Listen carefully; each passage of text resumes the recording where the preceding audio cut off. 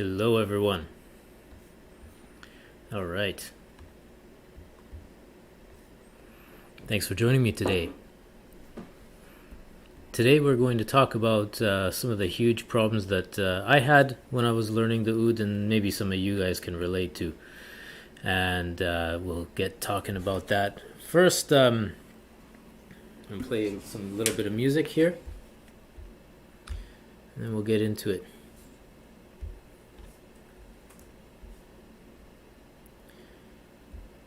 All right.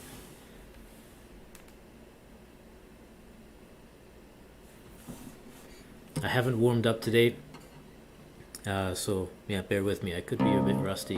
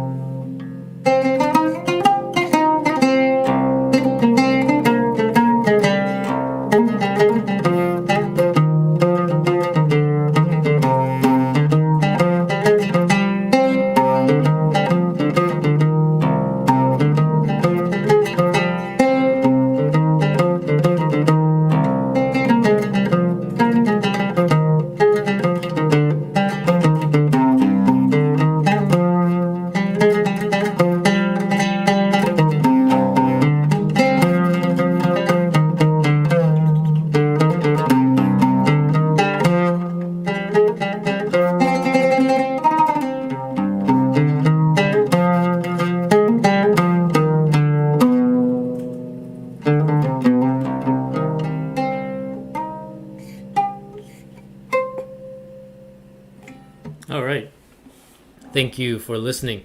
That was an original composition of mine called Samay Nahawand, and I didn't play it completely as I usually play it. I haven't played it in a long time actually. But anyway, you get the idea of it. So today, let's hang out. Let's discuss learning the oud. And if you have any questions at all, please put them in the comments, and I will get to them as soon as possible. Let me know also where you're from, how long you've been playing oud.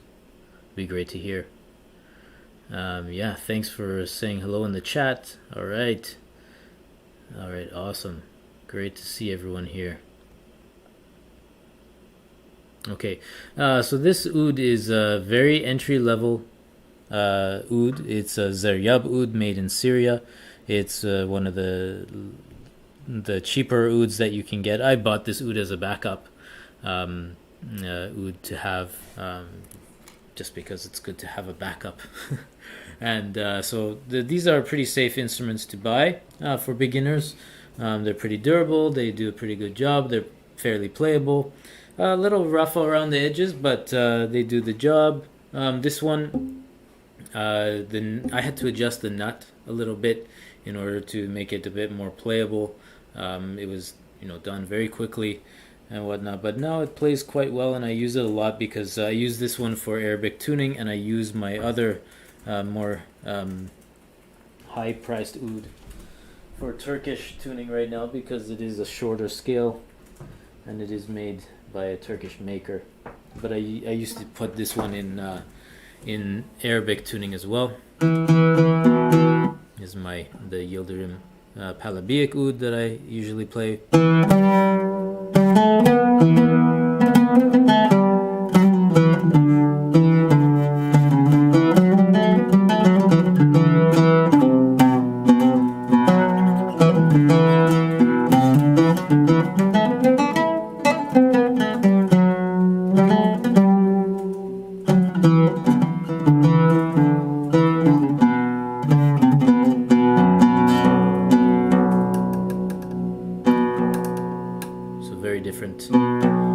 Very different sound. Anyway, yeah, I want to tell you guys a story about when I started learning oud. As you may or may not know, I started learning oud with Hossein Behruziniya back in Vancouver, Canada. He had moved from Iran and lived in Vancouver, and this was almost 20 years ago. We're talking early 2000s. I was still in high school at the time, and I went over to his house for my first lesson, and it was strange because he's a great master, and I guess I was surprised because when he sat me down and he said, "There are not many oud books written for Persian music. I'm writing one at the moment, and it hasn't been published yet. So this is what you'll be starting with." And he gave me this rough notebook. And as I looked inside the old pages, there was some Farsi and some notation that were handwritten inside with pencil. It was legible, but it wasn't what I used to. Like, I was used to going into a music store and seeing all these guitar method books. And you could get a guitar method book for any style of music, right? And so I wasn't used to that. Even when I learned santur when I was younger, it was not my first instrument. I had learned santur, Persian santur, earlier with another teacher. I started when I was about 10 or 11 years old. It wasn't until I was a late teenager I started learning oud. So even then I had a santur book method, that I learned from. But there was no oud method for Persian music. And each page had about 2 to 4 exercises or etudes in it that you'd learn. So he gave me this notebook to photocopy and reminded me that it was the only manuscript he had. And so I made sure to return it to him as soon as I had photocopied it. And I studied with that book for about 4 to 6 months. It was actually quite a good method, and that suited his style of playing.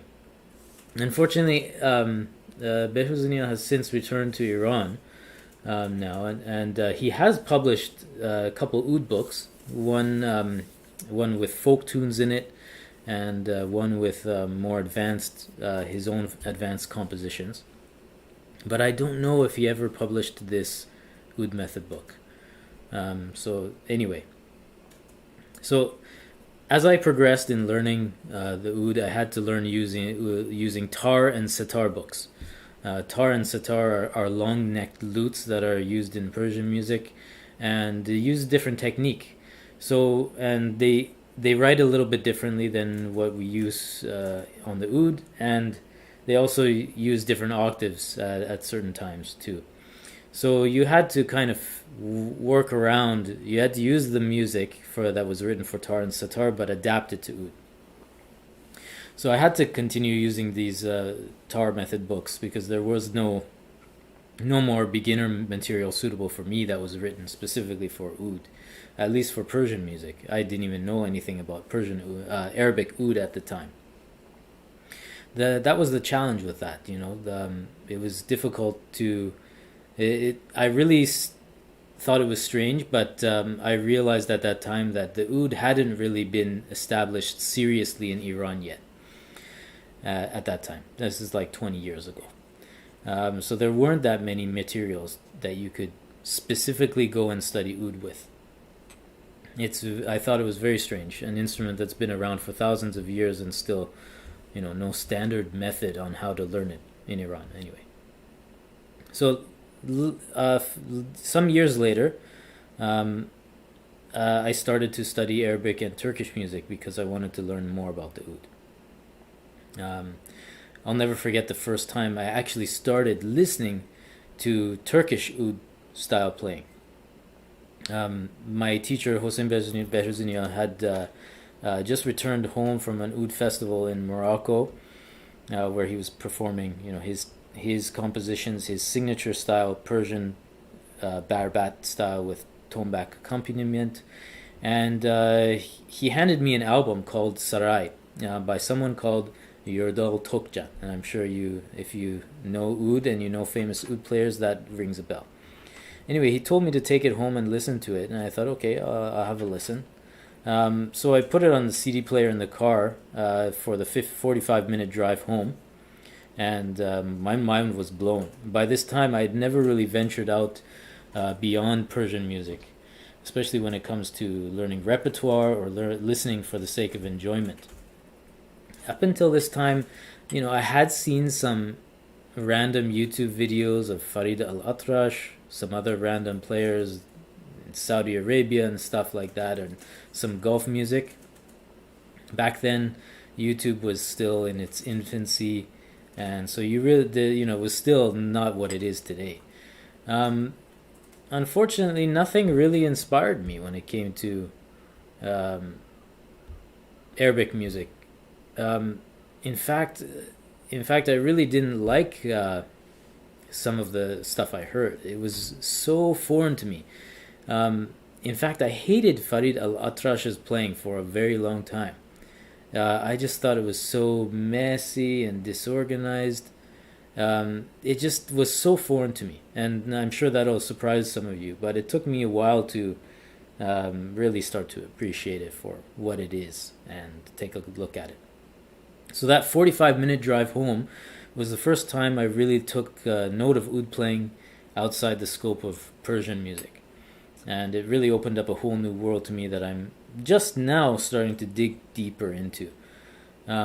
So the problem was, and you may have realized this yourself learning oud, was I wanted to learn other oud styles because I felt that I really wanted to learn more about the instrument. So I thought it would be valuable to look at oud in Arab, how it's used in Arabic countries, how it's used in Turkey, and to learn that style.Maybe I could gain something. Maybe I could become a better player. And some of the stuff that I heard was enjoyable. And one of the first oud that I ever heard was Hamza al-Din, and then I heard a clip from Said Shrabi, and that I really fell in love with that sound, but I didn't really know much about it at the time. I didn't have exposure to Arabic culture, Turkish culture. I was just surrounded by Iranians and Iranian culture, so I only had Iranian music to listen to. So the problem was finding a well thought out systematic oud learning system was really difficult. I had no into the culture and communities, even if there were any Arabs or oud players in Vancouver around that time 20 years ago. I would have been impossible for me to find it, and online resources were really sparse. Um, Recently, this brings me to another topic about oud method books. For example, I recently picked up an oud method book to use in some of my private lessons, and for my own personal research, and because it's a Turkish oud method, and I was really surprised by the lack of practical information for bare beginners. The first few etudes and exercises were easy enough, but there was a pretty sharp learning curve right after, and I realized I couldn't really use any of the material for my beginner students that I'm teaching Turkish style oud to. It was that like even some of there was such a learning curve in the method that like even it was a challenge for me. I would have to study it a little bit to really learn the material. So hence I write a lot of my own teaching materials for my lessons and for my foundation program, the oud learning program that I have on my website. Another thing that was different for me in terms of Turkish oud that I realized years later was Turkish oud method kind of focuses more on technique and exercises at the outset as opposed to musicality. Just the other day, I wrote an original beginner piece for Turkish oud in Makam Busalik for a student, one of my students who wants to get into Turkish oud and whatnot. And I wrote it because there was really no suitable material that I could find that was good for their particular level. It's been hard to find something that would be technically available for him to play at the same time if that it would be melodically interesting to keep him interested in the repertoire. I have a really comprehensive oud method book for Turkish music, and it's very good and very complete. But again, the learning curve at times is too great for the beginner. You really need an instructor to go through it with me, to go through it with you. Turkish oud method seems to emphasize exercises and technique prior to learning musicality. So a lot of the exercises are not very musical, they're just formulaic to help you develop the right muscle memory. And this is great, but it's boring. Let's admit. So why not learn technique, form, and musicality all at the same time? Even my student was saying after I had given him this oud method book. The other one, I have two Turkish oud method books. One of them is very complete and it's very comprehensive, but a lot of the beginning stuff is all exercises, very tedious. He explained as well that it's very tedious kind of work to do. So my approach is a bit different. My approach is to teach technique as well as musicality from the get-go. I think musicality is something that you have to develop alongside learning the technique of an instrument. That's how Persian style playing is, and learning and studying music is. You learn stuff along with the music. So let me talk about the Jamil Bashir method. This is another oud learning resource I've been discussing this month a lot. It's the Jamil Bashir oud method, but unfortunately there's issues around this method too. Not only is it difficult to read since it's handwritten, but it's also a transcribed copy transposed to a key for the oud tuning, which Jamil Bashir never actually used. So there are some errors in it, and in the one that we have. We have the version that's written for the standard C, F, A, G ADGC method. Um, Another problem with the Jamil Bashir method is that the Iraqi players, they take the bass string and they put it on the position of the bottom C string. So this is flipped around. Um, and that's a little counterintuitive for a lot of string players, because Western players are really used to having the higher pitch strings on the bottom and then all the bass strings on the top. But the Iraqi method and the Jamil Bashir method is actually written for the bass C string to be in the top C string. I transcribed some of the beginner etudes because I use them for my private lessons that I teach on Skype and Zoom. I rewrote some of them for the tuning that I use. And a couple of weeks ago, I shared my digitalized copy of these. And there's also a link, I believe, in the description box so that you can download them yourself. You'll also get on the newsletter list. Let's see here. Yeah, so download in the description, if you go there, download the Jamil Bashir Oud method rewritten beginner etudes here. You can check those out and download them if you haven't already. And then and that's part of the problems with the Jamil Bashir method. It does have some good material in there, and I do use it myself. But again, you have to adapt it for your tuning. So guidance is very hard to find. What tuning do you use? What fingers do you use when you go up and down in the scales? And I've been there. I've used all these methods of learning, and especially hours of watching players to find out what fingerings they use and what tuning they're in.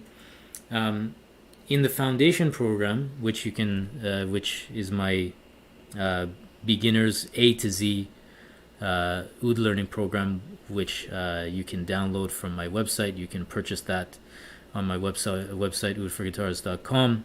Some of you who are watching may already be enrolled in that course.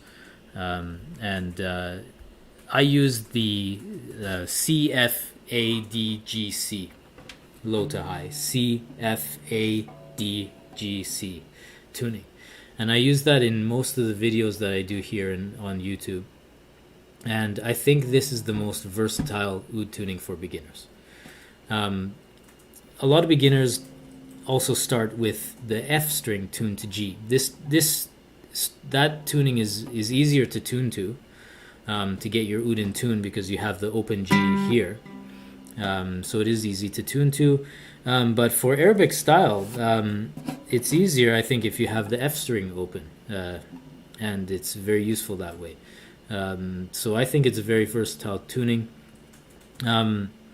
There's also another school of oud out there that uses the high F string.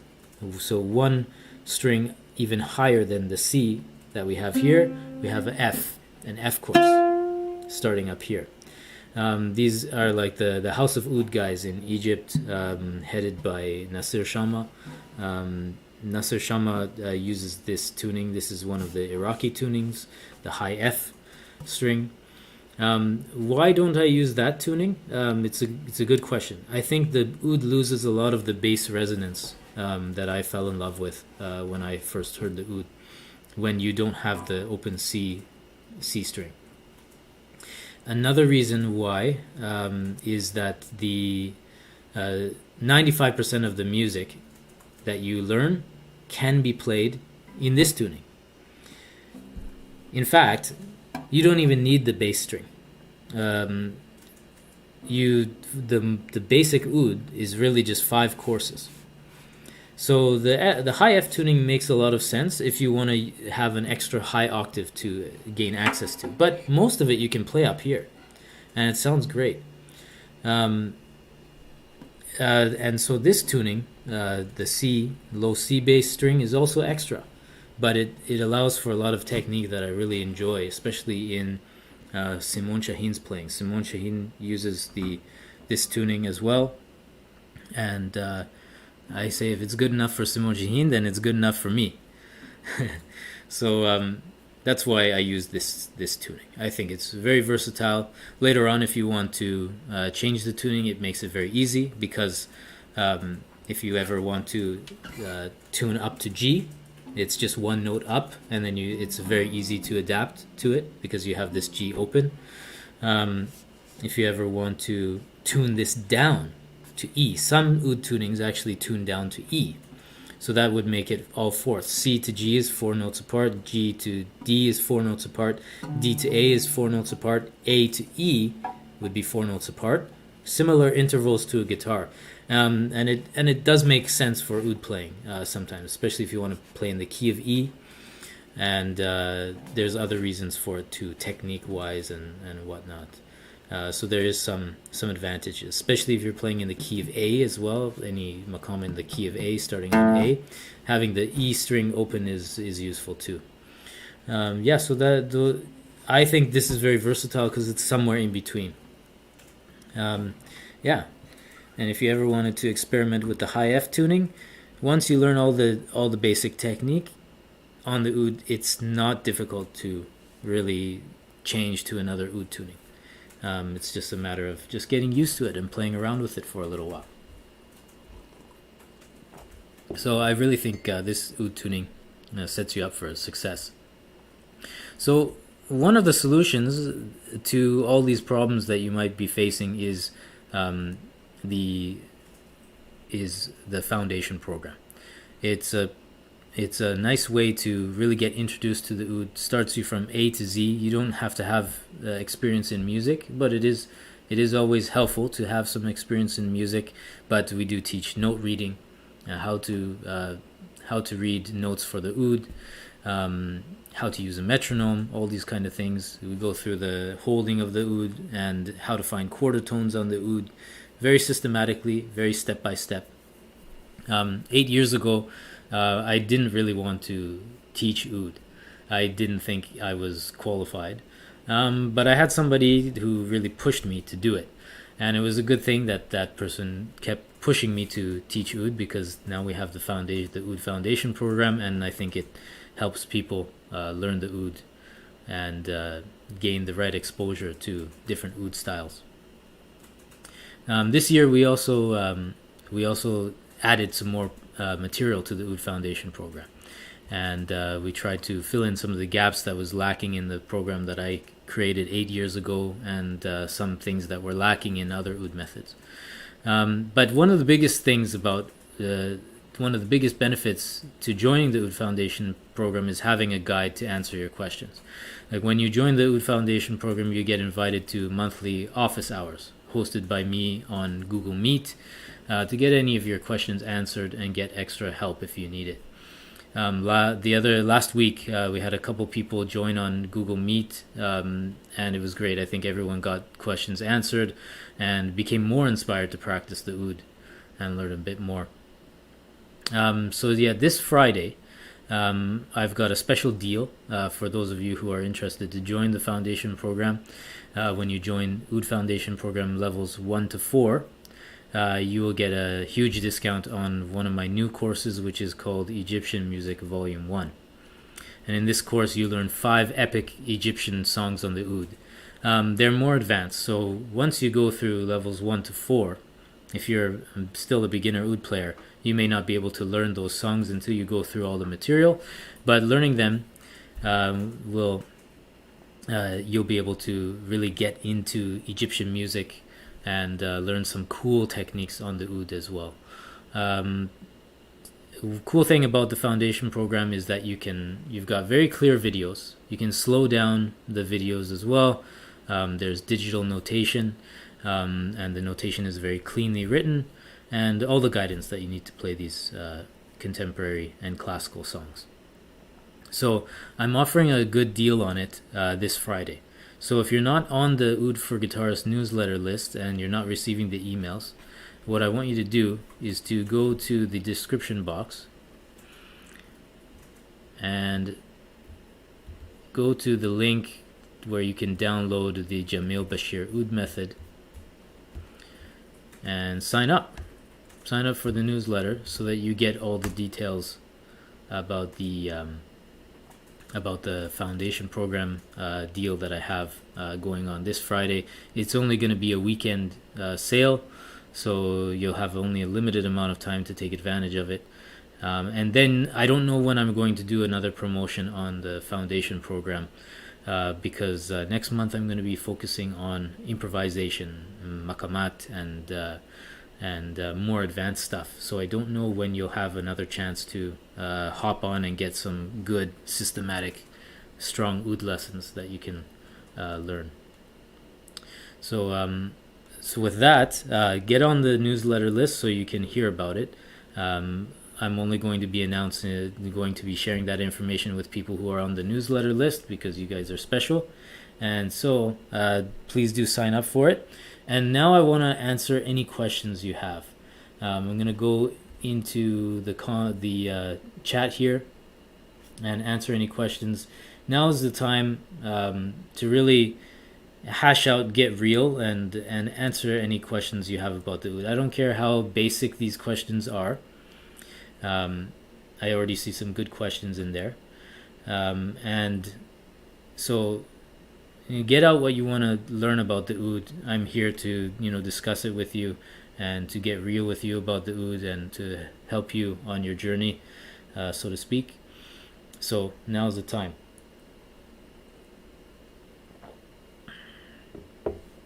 Let's chat. Let's talk about these things.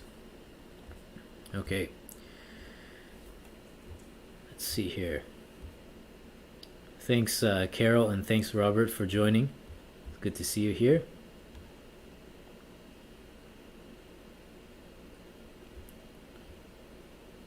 Judy, you're from Egypt. You want to go start learning this summer when I go back? Yeah, nice.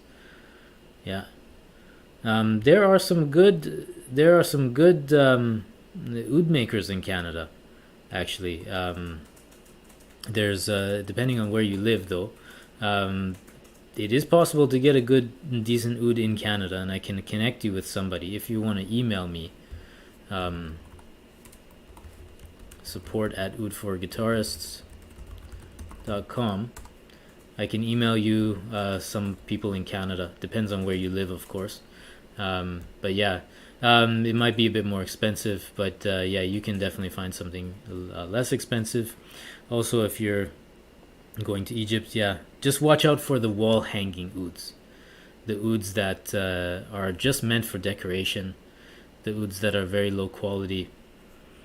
On Facebook, somebody recently bought an oud which is really poor quality Egyptian kind of a wall hanger oud.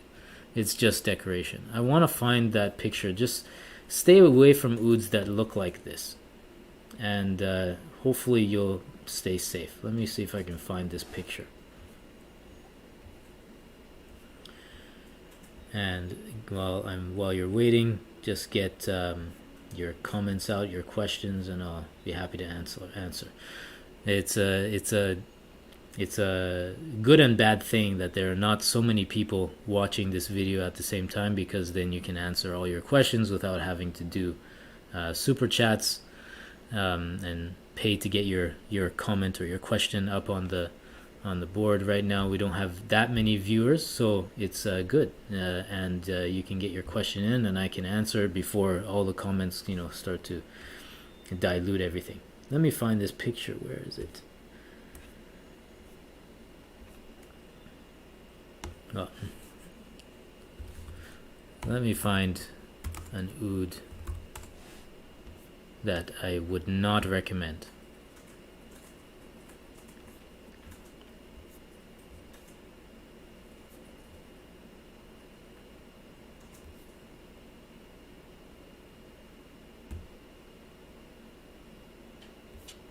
Okay, I've got a picture here.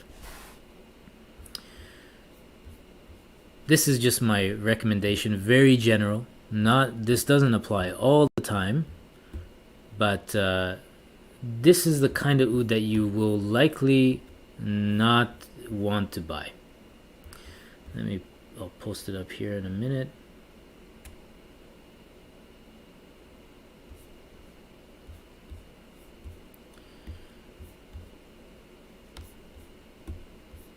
Bear with me.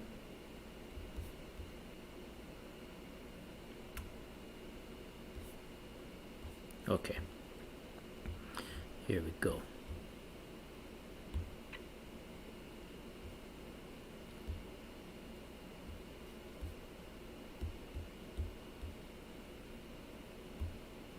Okay, you see this oud on the page here?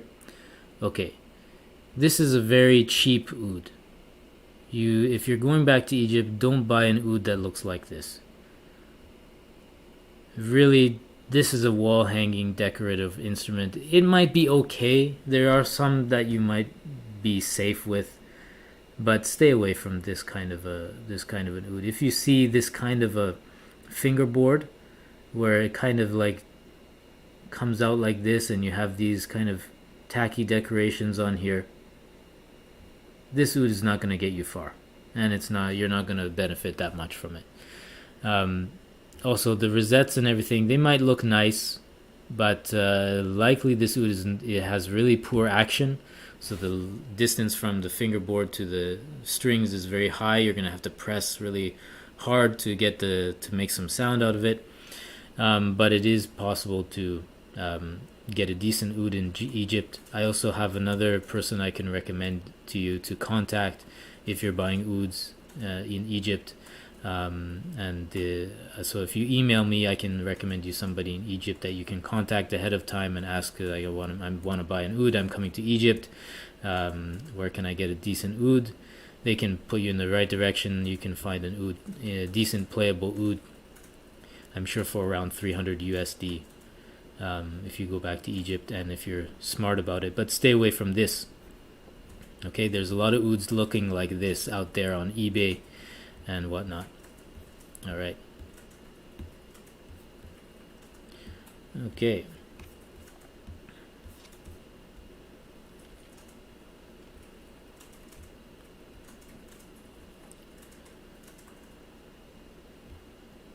All right. Yeah, you bought a Abbas. You bought a Zeryab Iraqi style oud. Yeah. Yeah. I can see how you would be happy with it. They're pretty decent ouds. Good question. Do you keep your ouds out or do you put them in their case? So I leave my ouds out, but in my apartment I have a humidifier as well. So when the weather is dry, I can manage the weather inside my apartment. So I keep my instruments out, because if you keep your instruments out, then they'll be playable. You'll pick them up and you'll practice. But if you can't control your temperature inside and inside your place where you're keeping the oud, then it might be a good idea to keep it in the case sometimes, just to protect it from the weather. If you are living in a place with really dry weather and you have no humidifier, and you don't want to buy a humidifier, you can put it in its case, and you can buy one of these humidifying things they put in guitar cases. It's just a little sponge. You put a bit of water in there, you put it in the case, and it's supposed to keep the right moisture in the oud case. It depends on the type of oud case you have. But yeah, I leave all my instruments out so that I play them. Yara, just got my Yildirim Sokar oud. It's only been a few days. The action seems a bit high. It's around 8 centimeters. 8 centimeters would be flying off the oud. Do you mean 8 millimeters? The action, of course, is this right here.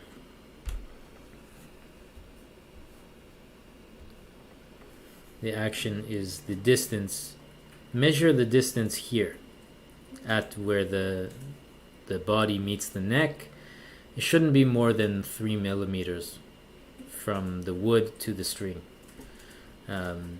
Any more than that will become uncomfortable to play. This is very nice. The cool thing about Zeryab ouds is that they have a little mechanism in the neck, which it's not quite a truss rod like a guitar has, but it does bend the neck a little bit to adjust, that you can adjust. That's what's nice about the Zeryab ouds, but they're not like designed to really work that well, but they do the job, you can adjust it a little bit.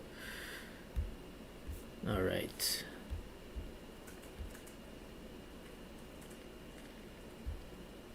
Yeah, you could get a good oud in Egypt, but yeah, stay away from the decorative ouds.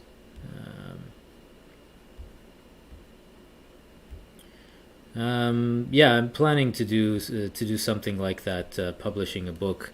That's the question. Do you plan on publishing your own book? Perhaps. There's not much. There's not that much. It's not. It's harder to sell books. If you want to publish with a major company, you're probably not going to make that much money off the book, to be honest. So, if I can offer more value by creating an online course where you have videos and instruction and methods all integrated, that's a better way to sell and to make a better living out of the work. You actually create something that people can use really well. Books are nice to have, and they're cheaper for people, but in terms of time and how much you get, how much money you can make from online courses versus publishing a book, there's a big difference. So it's better time spent if I create more oud learning methods that you can access online, and it's better that way. Yeah. I have Hal Leonard's oud book, and I only read 5 pages. I got bored. Yeah, so many exercises. Yeah, the Hal Leonard one. I can't remember which one that was. Whether it's written by John Belizik John. Yeah, unfortunately, even my foundation program has exercises too. But at least with having video tutorials, you have something to follow along with, and you have somebody there that's doing it too. So that's kind of cool about having videos as opposed to just reading it in a book and going through them.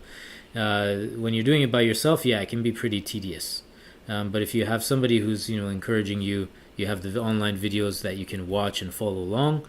I think it's easier to get through, but does take some discipline to get through the exercises, of course. And unfortunately, with oud, you do have to do some exercises before you actually learn the music aspect of things. So yeah.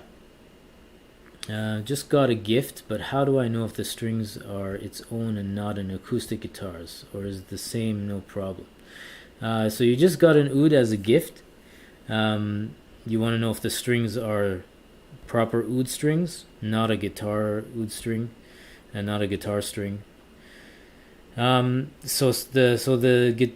a classical guitar, they use nylon strings that are similar construction to oud strings, but the thickness and the densities of the strings are different.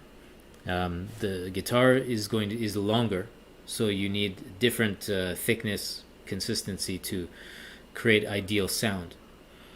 So oud strings are going to be a bit different.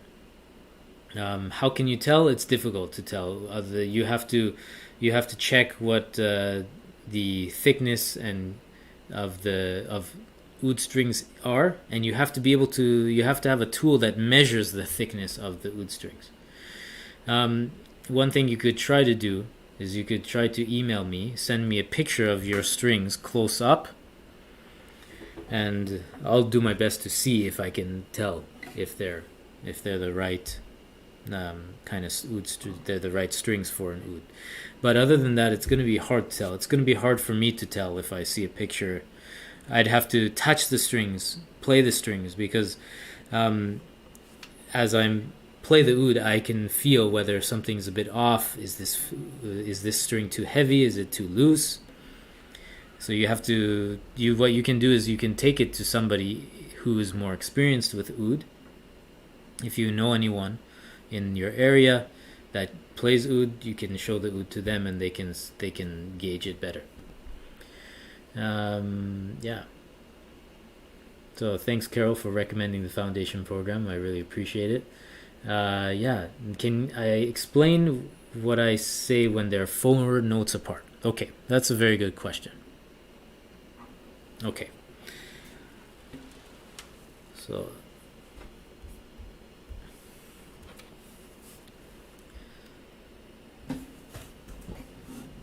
okay. Let's start on the G string. This is G. We call it G. Now, G is the first note. Next we have A. That's the second note. The third note in the sequence is B. Third note. The fourth note is C. So in Western music, in English, we talk about perfect fourths. These notes, G, if you walk up note by note to C, and we're talking about the natural notes, the notes without being sharp or flat. So we're talking about just the normal notes we have: A, B, C, D, or Do, Re, Mi, Fa, Sol, La, Si, Do. This is Sol. Sol is the first note. La is the second note without being sharp or flat. Then Si is the third note. In English we say Ti. Sol, La, Ti. But in French and Arabic, Farsi, we use Si. Then Do is the fourth note. So these strings are four notes apart, and notes that are four notes apart, when they're natural, when they're not being sharpened or flattened, they are perfectly in tune with each other. They should be, ideally. They're harmonious. The frequencies, instead of conflicting with each other and creating this sound, well, let me show you what it sounds like when they're off. You hear this wow, wow, wow, wow. If you listen to the sound waves, they don't sound good together. This is called dissonance in English. When they're dissonant, then the frequencies don't jive together well. When you have consonance, that's when you have this nice sound. So notes that are four notes apart sound good together.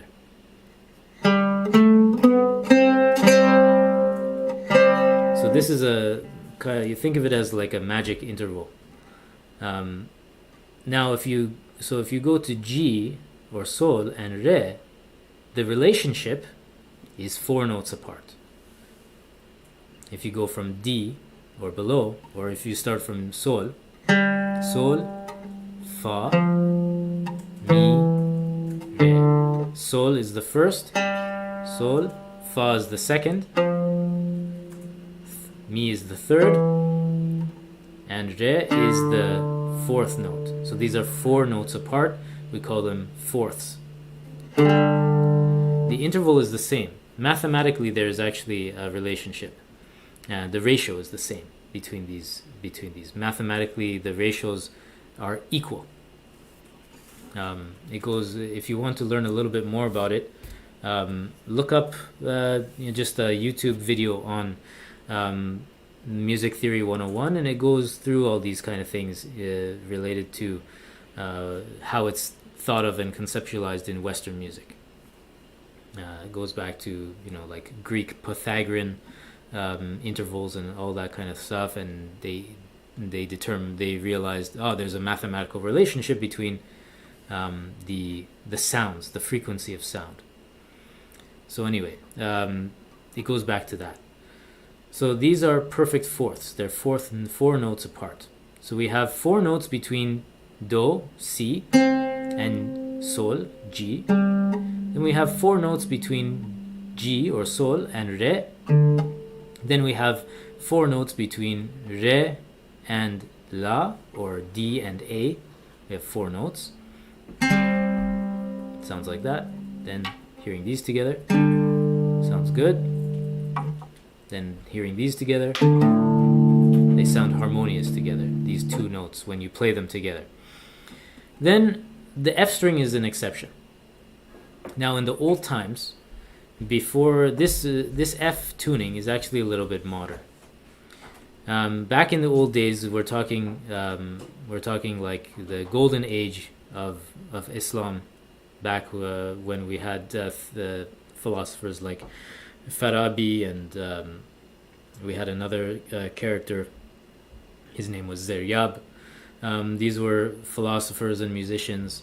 Back in the old days, the ancient oud only had 4 courses. These 2 strings didn't exist. You didn't need these. So there were only these. There were only these notes. That's what you would play all the material on. Then eventually someone came along and decided, I think they attributed to Zeryab, or maybe it was Farabi. I'm not too sure on the history. Anyway, someone decided to, let's add another string. This is the sol. They would tune this one to sol because it would match this sol.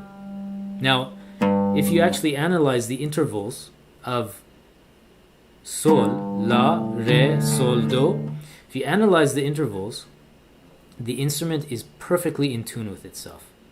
This is a great tuning for oud. But the F string is a more modern thing. So apart from that aspect of it, the interval between A and F is 3 notes. So that's where it starts to change in our tuning anyway. But the main basic technique of the oud starts and finishes on these 4 notes. It's been like that since the beginning. And so these are kind of extra. And so the interval between A and F is 3 notes. So it's a bit more challenging to tune by ear. Then from F to C, we have 4 notes. Let's see here. Yeah, 4 notes. So we have F, E, second, D, third, and then fourth. So these sound harmonious together too. So that's what I mean about the intervals between notes. That took a lot of time, but I'm glad I answered that question. I have some time left. I hope you enjoyed this. I hope I answered all your questions. If you have any more questions, there's more questions. I went back. I wasn't scrolled down far enough. Okay, let's do this. Do you prefer the sound of new or old strings? Old strings, definitely. Old strings are much better for the oud. Unlike guitar, which guitarists like the bright sound, oud players, most I've heard anyway, prefer a duller sound. Let the strings break in. I don't change my oud strings more often than 6 to 12 months. How is make your oud? The person who made my oud, this oud is made by Zeryab in Syria, the company called Zeryab. Hope that answers your question. Also, what English oud method book do you recommend that is ear-based rather than reading etudes? I don't think there's any method book that would be ear-based. The oud method philosophy hinges on reading music in some way. So the only way you can really learn this music by ear is by doing it one-on-one with somebody who knows the music already. Other than that, I don't know if there's any oud method that is ear-based. But nonetheless, you are going to have to learn some etudes or some exercises at some point, because you need to develop muscle memory. But you can learn music at the same time as learning exercises to get your oud skills up too. If my oud is tuned F to F, so F to the high F, will there be a problem to get your foundation courses? You'll have to, with the videos, you'll have to adapt to the way that I play.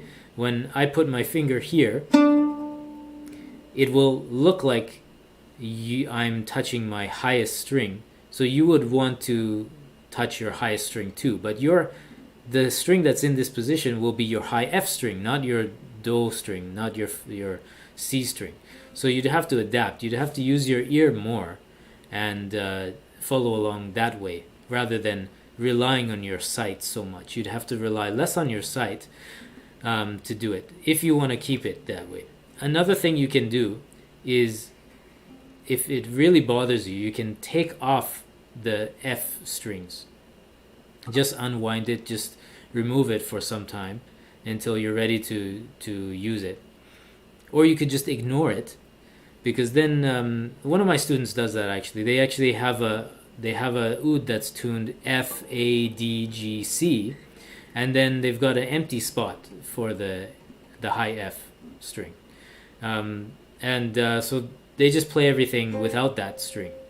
Another one of my students, he's got the F to F tuning as well, and he just ignores the high F string. Most of the music you can play it without it. One of my other students, he likes to use the high F string. So instead of playing up here like I do, he'll play in this position to access the same notes. Where I'm playing here, he'll be playing it up here. And that's just, what he wants to do. That's fine. But yeah, you'd have to adapt a little bit with the videos. Other than that, there are some ways you can kind of get around it. In the foundation program, the bass string is not utilized that much, so you could ignore those sections that are using the bass string. But it's up to you. All right, let's see here. Can you explain what is included in the foundation program and how long it would last for? So the foundation program, it's yours for as long as I'm running the website. So it's lifetime access to the foundation program. The amount of material that's in there, how long it would take you to do it all, depends on you and your music background. People who are more advanced guitar players who learn.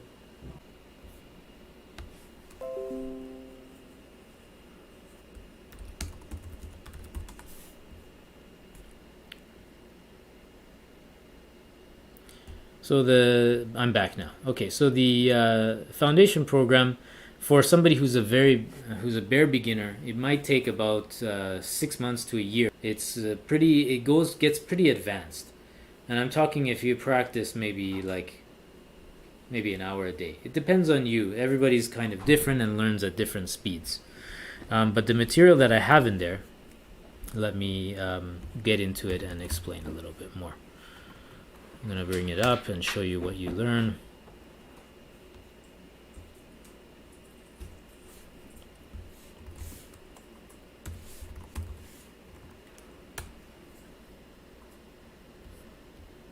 So it started the very first level. Level 1 starts by teaching how to read notation, how to tune your oud. Tuning your oud is really important.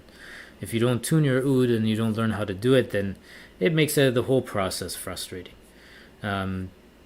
So the first one is basic learning how to hold, tune, read notes on the oud, and learning your first strokes with the right hand, going very systematically, very slowly, so that you can learn everything from the ground up. Let's see here. So you learn all the basic notes on the oud fingerboard, like I'm talking like all the natural notes from A, B, C, D, E, F, G, do, re, mi, fa, sol, la, ti. I use the ABC system in the foundation program, just because I had assumed most of the people using this program would be English speakers and would be used to, or at least have heard of the ABC system. So if you're used to do, re, mi, fa, sol, la, ti, this might be a new thing that you would learn if you would use the foundation program. So the level 1, how to properly hold the oud and the risha so you can get good sound out of your oud. That's important. And you can learn how to read music and learn a simple approach just for oud players. So you don't need to learn everything there is to learn about reading music. Just learn enough that will help you learn how to read music for oud. So learn how to really tune your oud up, all the basics of the oud fingerboard. Start learning tremolo, and let's see what else. I also teach a method that, in order to help you practice the right hand technique, even when you don't when you're not actually holding the oud and holding the risha. This is something you can practice when you're anywhere, just sitting on the bus, waiting to get to your destination. You can practice. It's a little subtle wrist muscle exercise that you can use to help you practice when you're not actually practicing. And there's a bonus video on how to practice with a metronome. And in foundation level 2, you now start to learn one of the quickest tricks in learning how to find the quarter tones, the microtones in Middle Eastern music, using the notes, what you already know, and using some of the positions on the oud to really figure out where the approximate note is. You start to learn some of the basic maqams. You start to learn some tunes like Salim. Okay, we're back. I'll continue where I left off there. Sorry about that. Okay, Oud Foundation 3. So now you start to develop more strong techniques, and you start to do some ornaments and embellishments. You start to learn different Oud styles. You start to learn Lamabada Yatathana, some famous songs like Zaruni, composed by Sayyid Darwish. A famous version is sung by Feyruz. You learn a very technical Turkish piece, Sirto, which is a dance tune, Sirto Nakriz, and you learn a Persian tune, a traditional Persian folk tune called Aziz Jun, which helps you learn the right-hand technique. So you learn to add soul into your playing by learning ornaments and embellishments, and you start to learn more powerful playing techniques with finger exercises and risha workouts. And you learn some odd rhythms like 7/8 and 10/8 piece, and there's a piece also in 7/8. 7/8, the rhythm is counted 1 2 1 2 1 2 3 1 2 1 2 1 2 3, or backwards 1 2 3 1 2 1 2 1 2 3 1 2 1 2. So you learn how to count these rhythms and play a tune in those rhythms too. Those rhythms are a bit more advanced stuff. Foundation 4, you start to learn some of the rules of modulation. You learn 3 essential samai pieces that every student needs to know. Samai Bayati al-Aryan, Samai Hijaz by Muhammad Abdo, Samai Nahawan by a Turkish composer, Masud Jamil Bey, and you learn it with the right intonation. And you start to learn some more advanced fingering techniques. And you also get a bonus video that helps you get started with improvisation. And the Egyptian music course, that is one of the things I'm bundling, having a discount on this Friday, Saturday, Sunday. Egyptian music course teaches you 5 songs that are done by Egyptian composers. Zikriyati by Muhammad al-Qasabji. That's a beautiful tune. Ana Fi Intizarek by Kulthum, Zakaria Ahmad. Another tune, Salma Ya Salama by Sayyid Darwish. These are more advanced, so you would have to finish the first 4 levels of the foundation program before you could tackle these. What's the other tune that's in it? The one instrumental piece by a contemporary composer, Mustafa Said, Egyptian composer. One of his introductory overture pieces called Istihlal Bayati. Beautiful piece, I love it. And then, what was the other piece? Now I'm forgetting. So yeah, those are some of the things you learn in the foundation program. And if you get the Egyptian music, then you get to learn 5 extra songs that will help you really get into oud technique, and also learn some really cool songs that everybody really knows. A lot of people know this music. All right, some more questions. What is the best way to strengthen my risha? When I play a song, it isn't as good as I want it to be. Playing slowly. Playing carefully and slowly. One of the principles of playing with the risha, when you're playing slow tunes, like let's say you're playing,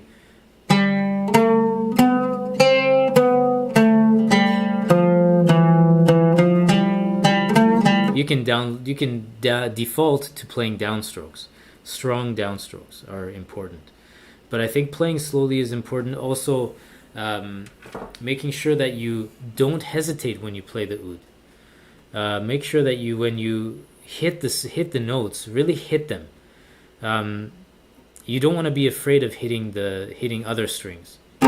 Just play, and you'll be able to slowly use that muscles that you've gained and focus and get more refined. So I recommend playing very, very strongly when you want to play. Then you can tone it down later on.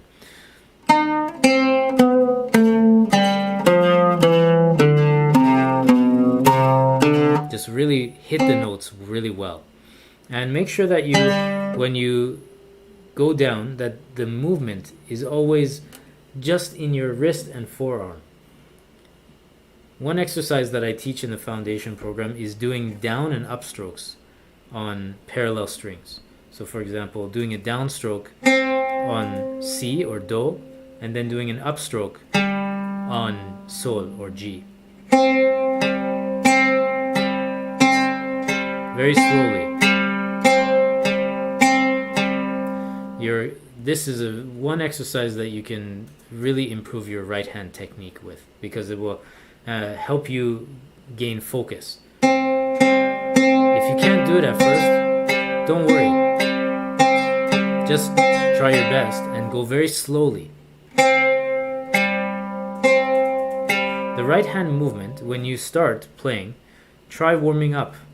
Just do this. Imagine somebody has tied a string to your thumb, pulls it up, and lets it go. Pulls it up, lets it go. Pulls it up, lets it go. And then just allow the weight of your hand to fall. Just hit whatever strings. That will help, I think. But playing slowly is always better. Is there any website that you can learn oud notes fairly clearly or easily? Do you mean reading notation? Let me know what you mean by that question. Another question, do you think it's worth it to pay 3,000 or more for an oud? I noticed Iranian ouds are very expensive. So it is worth it. It is worth it. One of the things that the Middle Eastern community is not used to doing is paying high prices for instruments. But Western people are accustomed to paying high prices for instruments. That's one of the things that people can't stomach very well is paying so much money for an instrument. The reason Iranian ouds are expensive is because they have pride in their workmanship, and that's what keeps them going. That's what keeps their quality high. The quality is exceptionally high for Iranian ouds, and you have to pay prime price for that. There's a big difference between a $500 oud and like a $2,500 oud, like the Yildirim oud. The playability is completely different. That being said, you can start somewhere. You don't have to start on a $3,000 instrument. But when you touch the cheaper oud compared to the more expensive oud, it's the same way as when you drive, like, imagine you drive, what's a really crappy car? Like the lowest model, let's say Hyundai or something like that, or one of the cheapest cars on the lot. That's going to cost you only $15,000. What's the difference when you drive that car and then you get into a Mercedes-Benz and you drive that car? That's the difference that you feel.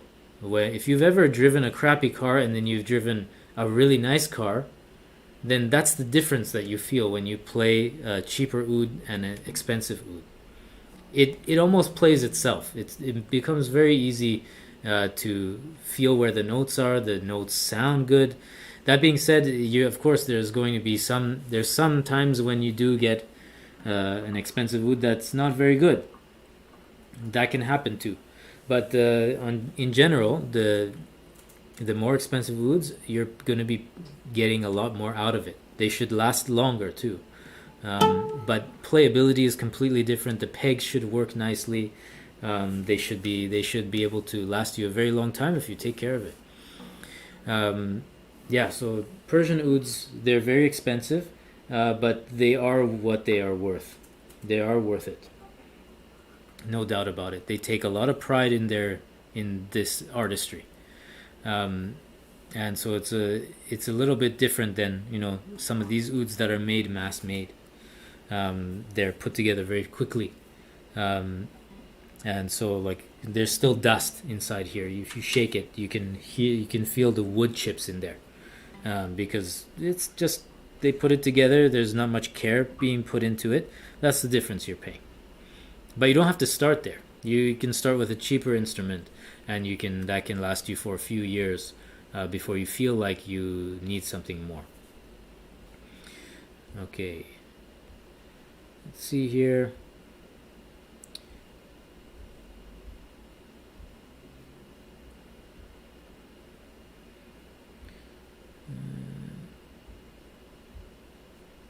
Thanks, Carol, for complimenting the foundation program. Really appreciate it.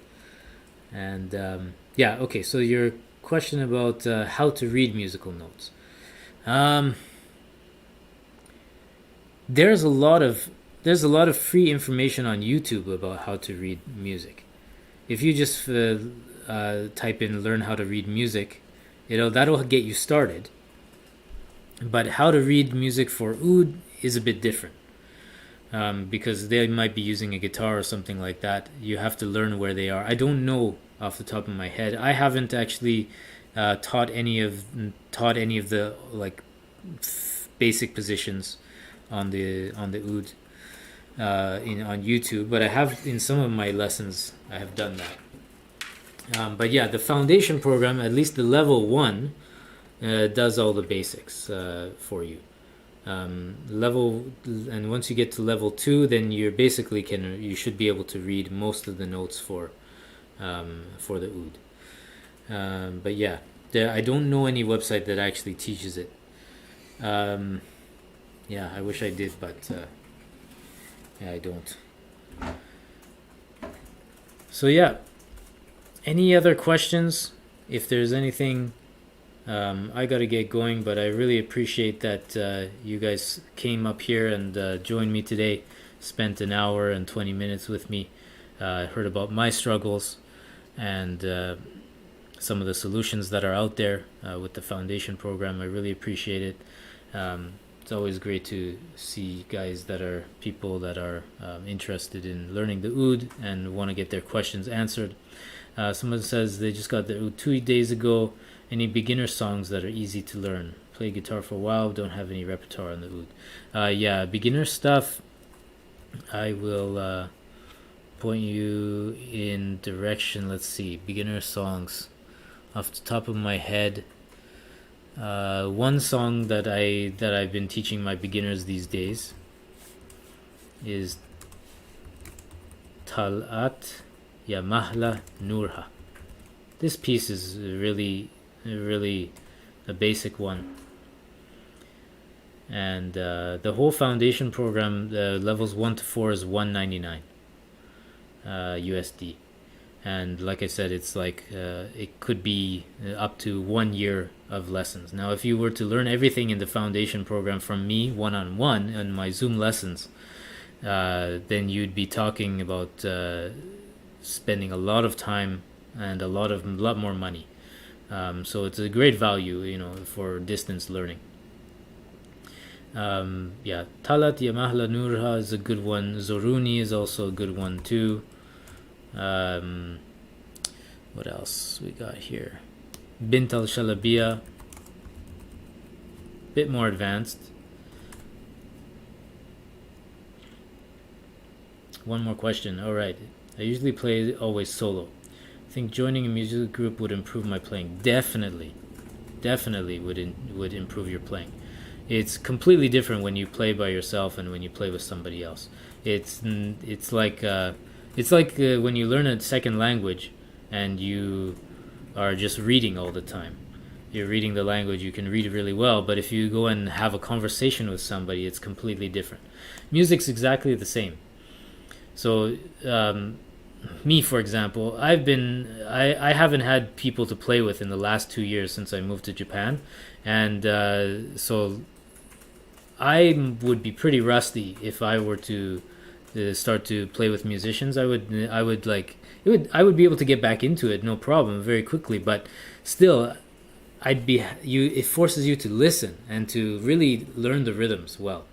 That's why I try to get people to practice with drum tracks and stuff like that to help them learn and learn the rhythms and try to sync up with the rhythms. That is another level of playing music. So I do recommend that you try to find some people who play music with you. Find a percussionist that you can play some music with, and then if you feel like that's really fun, then find a singer. Then find a group that you can play. But first, try with a percussionist or someone else who plays oud. Yeah. So yeah, thanks for joining me, guys. It's really been nice to chat and catch up with you guys.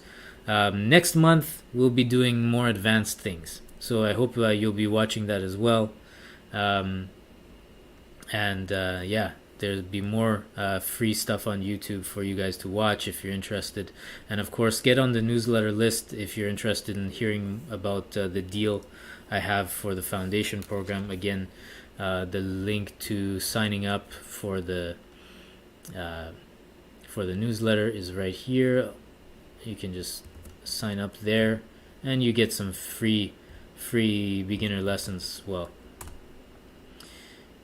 What's your advice for someone who's interested in freestyle solo taksim while listening to music? For that, I recommend that you first try to copy takasim that you're listening to. Try to follow along as you put on a record or like a taksim. Try to follow the music. Just play a variation of what you're hearing. Keep doing that for a while, and then if you're technically inclined and you really like doing audio software, sound engineering stuff, then what I've been doing lately is I've been creating drum tracks with sound software, like I use Reaper. I create drum tracks, I loop it, and then I try to improvise over it and record something and practice that way. But yeah, getting together with a percussionist is a good idea to do freestyle solo taksim, and also copying what you hear. All right, if there's no more questions, I'm gonna let you guys go. It's lunchtime for me, so I hope you guys have a great night. Thanks again for joining, and I appreciate all the questions. And yeah, thanks. Have a good one. Bye.